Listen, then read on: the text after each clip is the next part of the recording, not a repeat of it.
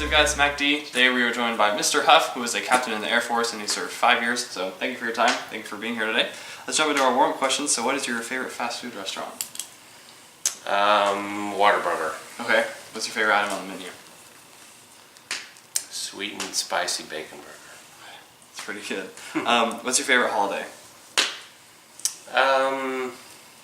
Christmas, probably. Okay.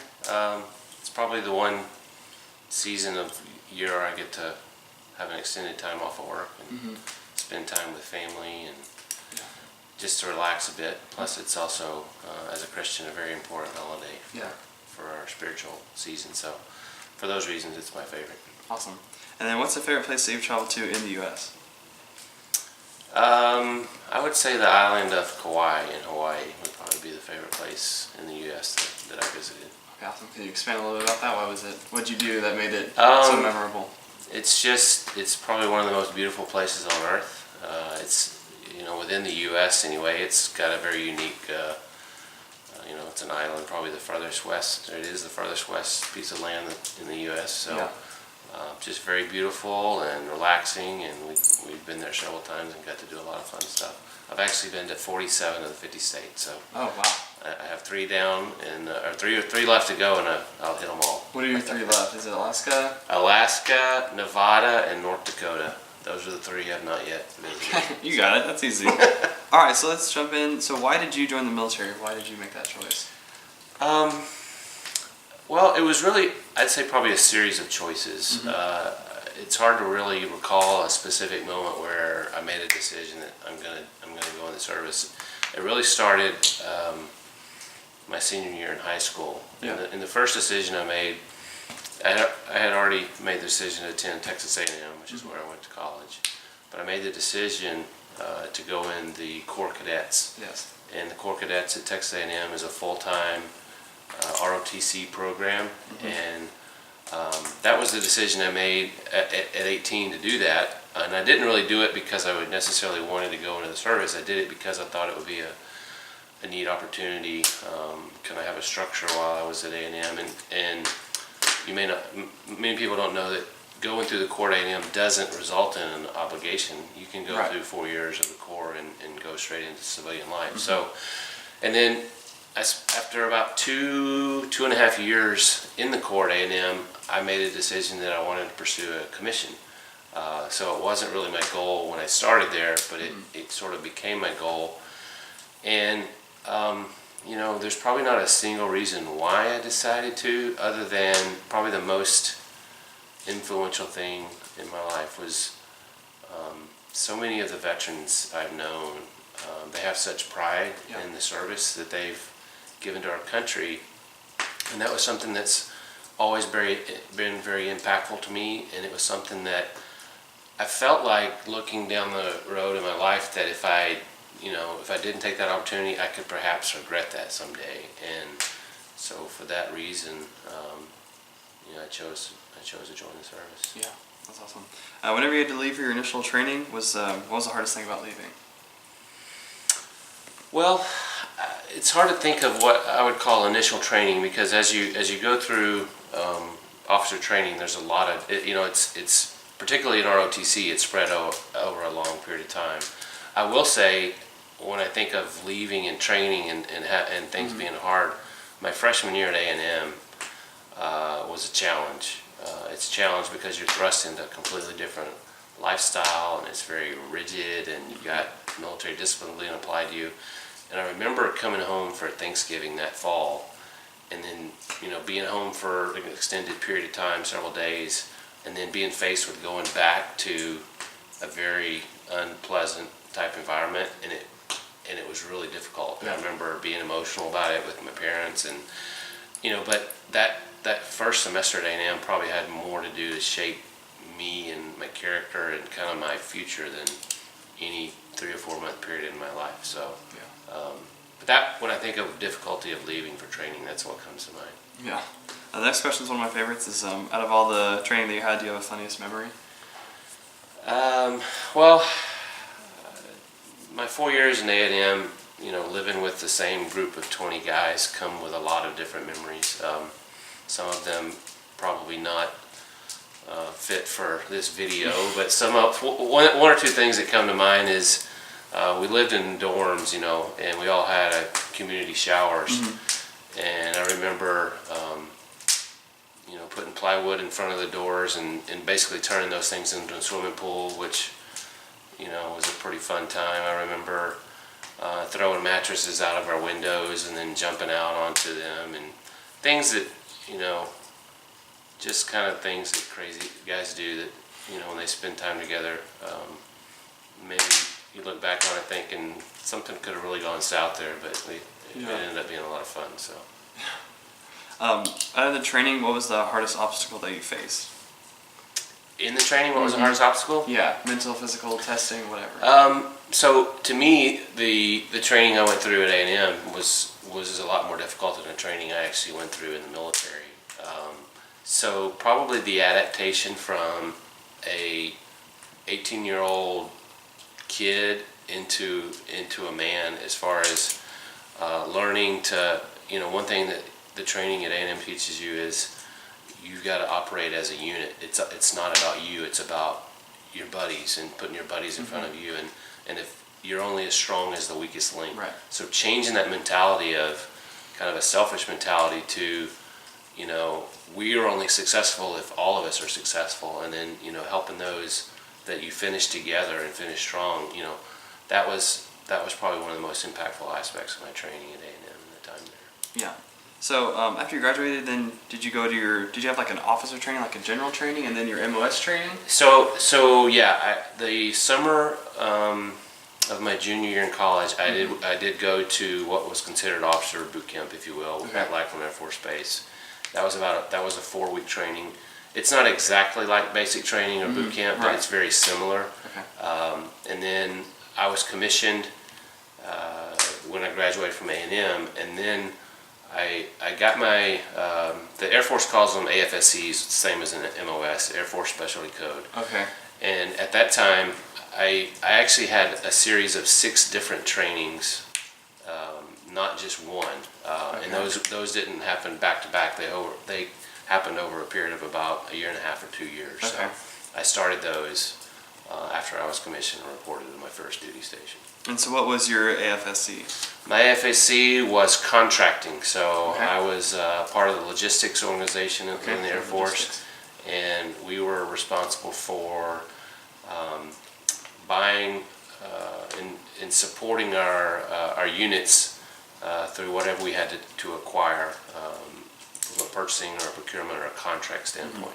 And then where was that schooling for your contracting schooling? It varied. It was over several different locations. The first location was Fort Lee, Virginia. It was actually on an Army post.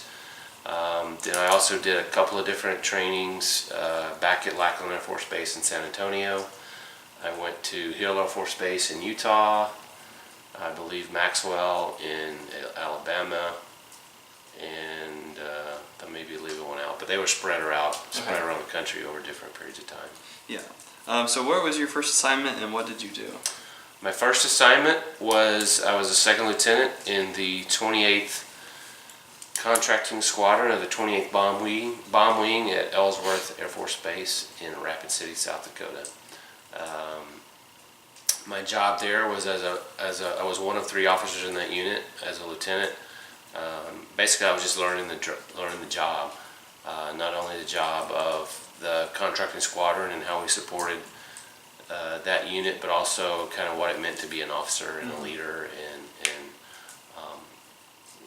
just the professional military training that comes with being an officer of any type. Yeah. Okay.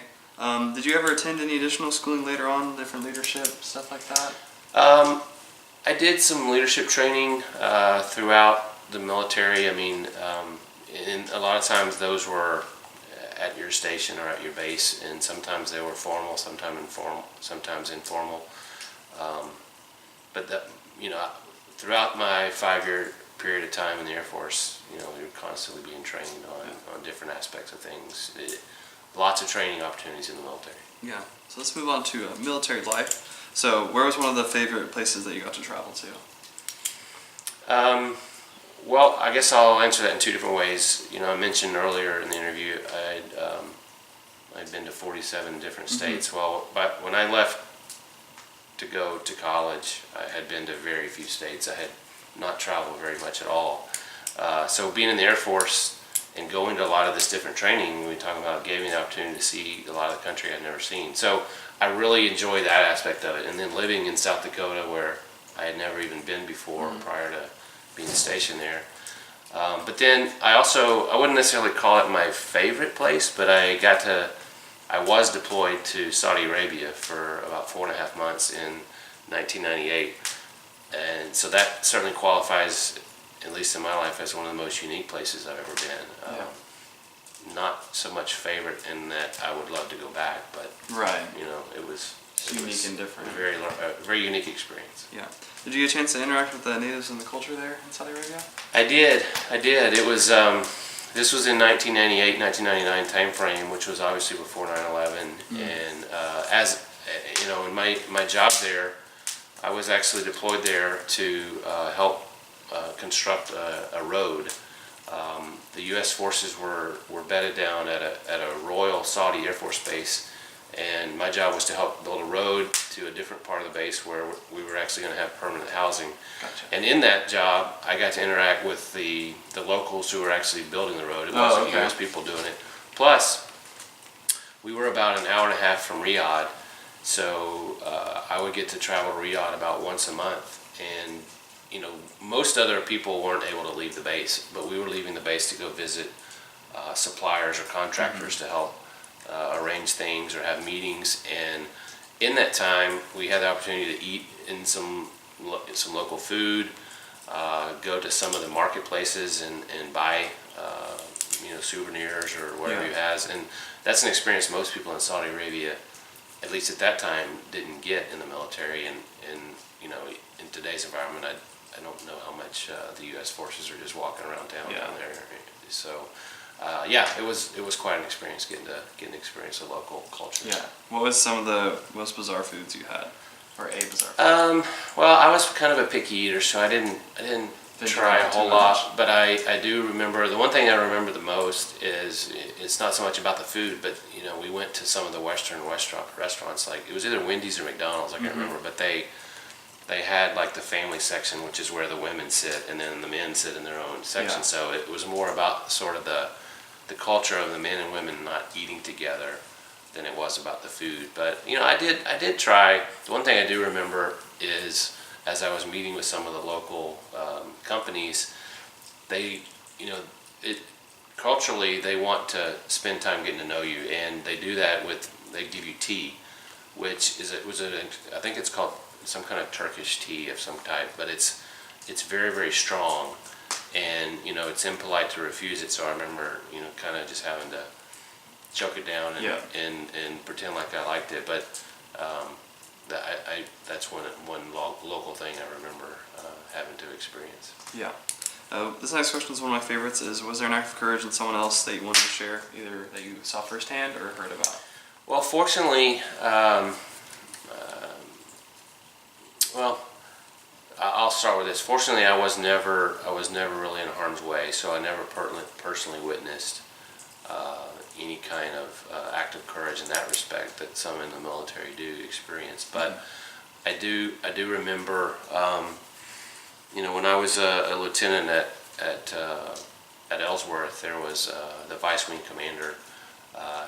He was actually flying a plane, and the plane crashed on a training exercise while we were there, and and the whole crew was lost. And I remember, that it hits home sometimes that what you're hoping is never required of you, but sometimes giving your life for the betterment of others and for the greater cause that we all sign up for when we join the military. While it's not pleasant, it's sometimes a reality, and I remember that just being a very impactful time in my life. Yeah. Whenever you got out, how was adjusting to civilian life?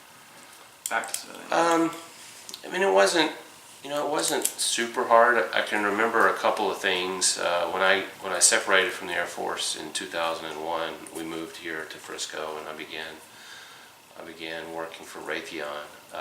The two things I do recall, one, that were an adjustment is, one is having to commute. You know, I never did have to commute. You know, I always lived very close, and I didn't live anywhere that had a lot of traffic. But the one thing that I did miss the most about the service is, you know, you're always part of a unit. You're always part of an organization that's kind of moving towards a common purpose, and there's a camaraderie and an esprit de corps in the military that don't exist or doesn't exist in corporate life. Yeah.